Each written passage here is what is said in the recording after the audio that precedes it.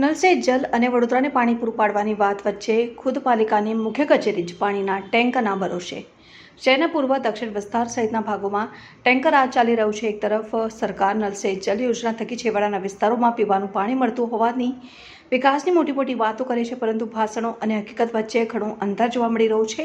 સમગ્ર વડોદરામાં પીવાના પાણી આવતા ખુદ વડોદરા મહાનગરપાલિકાની કચેરીમાં જ પાણીના થાંભલા જોવા મળી રહ્યા છે।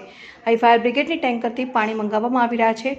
વડોદરાના મેયર અને સ્થાયી સમિતિના ચેરમેન જ્યારથી વડોદરાનો વહીવટ કરે છે તે જ પાલિકાની બિલ્ડિંગમાં પાણીનું ટેન્કર મંગાવી પાણી અપાય છે। 24 કલાક પાણી આપવા પાછળ કરોડો રૂપિયા ખર્ચ કરવા પડે છે।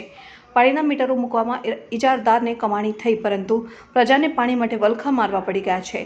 કોંગ્રેસના કાઉન્સિલર બાળુ સુર્વેએ આક્ષેપો સાથે જણાવ્યું હતું કે વર્ષો પહેલા શહેરના પૂરતા પ્રેશરથી 2 ટાઈમ લોકોને પીવાનું પાણી મળતું હતું, જ્યારે હવે નાગરિકોને અડધો કલાક માંડ પાણી મળે છે।